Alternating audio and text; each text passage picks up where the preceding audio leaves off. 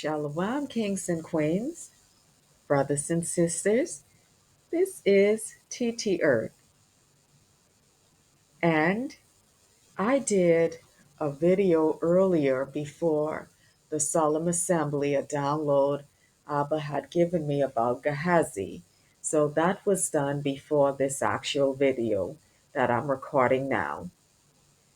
Now, why I didn't get to finish this video with the second download Abba was giving me while working on the first video is because we had to go into the solemn assembly, which was very beautiful, by the way, being with our brothers and sisters in their company. They're so lovely. May Yah continue to protect each and every one of you.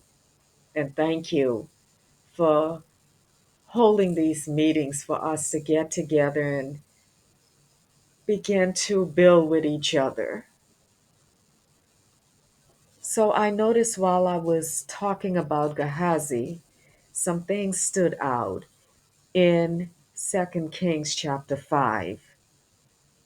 If you look at verse 1, now Naaman, captain of the host of the king of Syria, was a great man with his master and honorable, because by him the Most High had given deliverance unto Syria. He was also a mighty man in valor, but he was a leper. And then if we go down to verse 2, and the Syrians had gone out by companies and had brought away captive of the land of Israel, Yasharal, a little maid, and she waited on Naaman's wife. Now this young lady in verses 3, she said to her mistress, if only her master, Naaman, could go into Samaria where there are prophets, or where there is the prophet who would recover him of leprosy. I find it very interesting in one. So Naaman, he's the captain of the host of the king of Syria. He was a great man with his master and honorable. And because of him, the Most High had given deliverance unto Syria. Doesn't that sound like Yasharal? And the little maid who was taken as a captive of Yasharal in verse 2. Could it be that Naaman ended up taking his own uh, relative, his own person or people, the captive of Yasharal, and because he is of Yasharal as well, they took this little girl to wait on his wife? Because what's standing out to me, beloved, why is Abba baraking the king of Syria and Syria as a whole winning victories? Because of Naaman. I find that quite interesting. If we jump down also,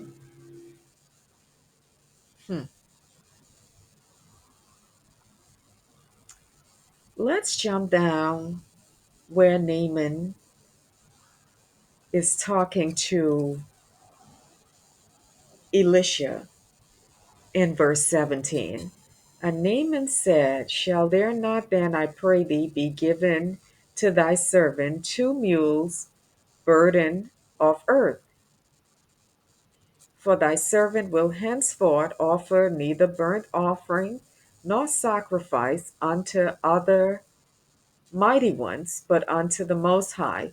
So historically, why Naaman is asking to be given 2 mules burden of earth, because in the Syrian culture and other non-Yasharal culture, they believe that whoever they were worshiping as their mighty one, they had to be within that nation, within that soil.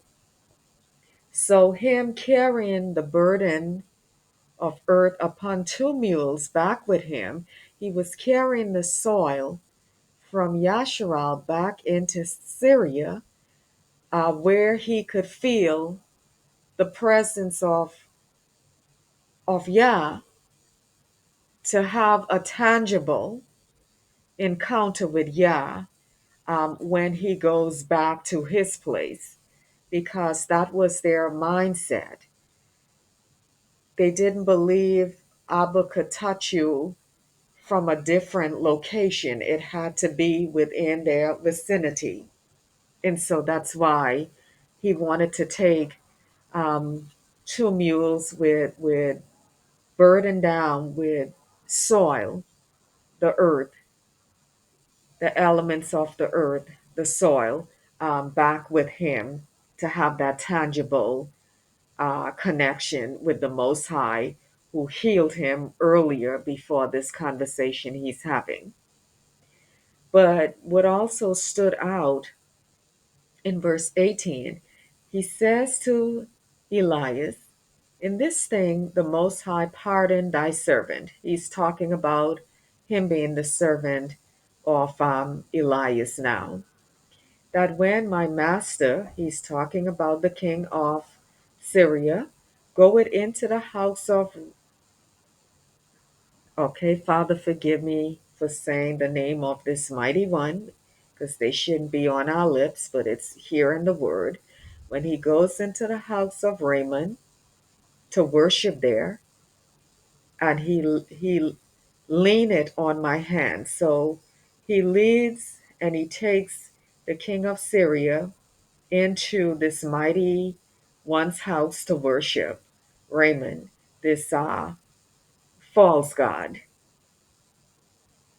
And the king of Syria leans on Naaman, and he bows himself in the house of Raymond. Now, Naaman is saying, when I bow down myself in the house of Raymond, the Most High pardon thy servant in this thing. So Naaman is saying, I have to take the king into this place of worship, and I know there's only one Most High. He said it earlier in the passage where when he was cleansed and he dipped and he became clean, in verse 15, he returned to the man of the Most High, he and all his company, and came and stood before him, and he said, Behold now, I know there is no Allahayim in all the earth but in Yasharal. Now therefore I pray thee, take a baraka of thy servant, which Elias refused. And that's how Gehazi got in trouble, pimping the things from these people that the prophet did not want. Okay, so we see that here. He's saying, I got to take my master to the house to worship his mighty one, but I I don't want to do it, but when I do it, please let mercy be upon me from the Most High. Now, um, I find it ironic that Yah is baracking a nation because of this man Naaman. Remember, just like Ruth, the book of Ruth, they said she was Moabite, but they weren't Moabite. They were Yasharal. And remember, Yasharal, who had entered other lands and moved away from Yah, they were known as strangers as well. They were cut off from Yasharal, or they were known as Holater. I'm trying to soften my words. Holids. And there were captivity of our people in Syria. Everything is leading that Naaman was one of our people, because why is Yah baracking this place, hmm, that sounds like a Yasharal up in the building, up in that jurisdiction, causing the hand of Most High because of his righteousness to protect the people. Ain't it the same with Joseph? Yahweh when he went into Egypt, Yah Barak that place because of Yahweh Joseph, our people went into captivity into these different places and they took on their behaviors in nature. They assimilated.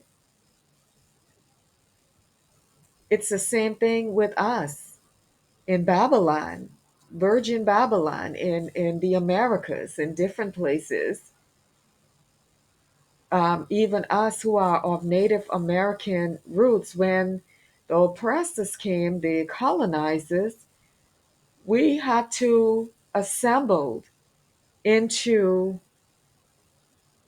their culture because all of our other culture was ripped and torn from us, and to the point that we didn't even know who we are. Could this be the case of Naaman as well? Because it keeps coming out. I don't want, I really don't want to bow to this mighty one, but I have to uh, be the strength to, my master, the king of Syria. But please let the Most High of Yasharal have mercy on me, not hold it against me. And this whole place is being winning wars and stuff because of Naaman. I truly believe Naaman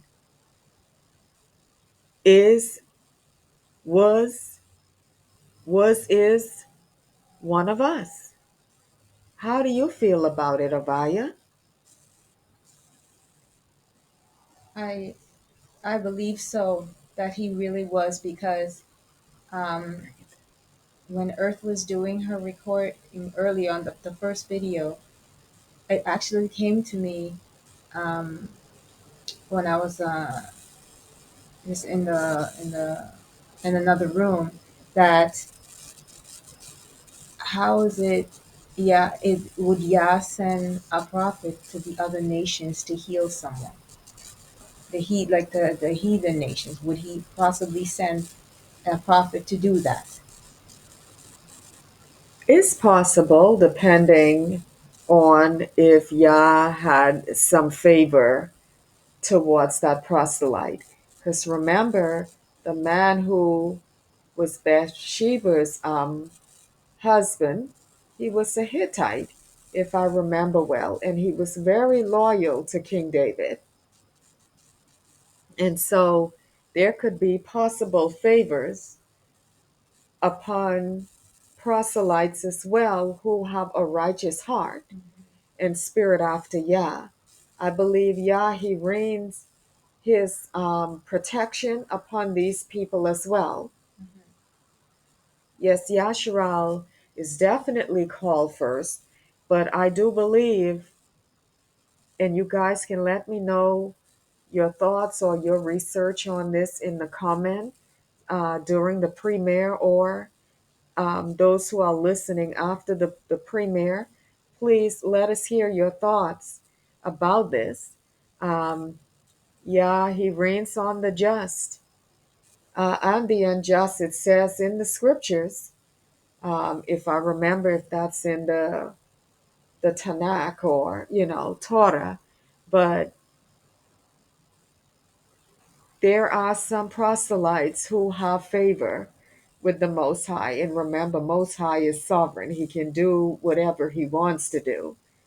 But from what I am seeing, I'm really sensing and feeling Naaman was one of us. He is was one of the scattered uh, sheep of the house of Yasharal, from the northern kingdom as well, who went into the Assyrian captivity.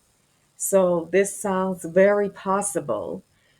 So, family, Please let me know your thoughts. It's something to think about because remember, a lot of our people went into these different countries, and because of them assimilating, they forgot who they were or are as a part of Yasharal, just like in the root situation. Okay, I can't wait to hear your thoughts. Thank you. Shalom.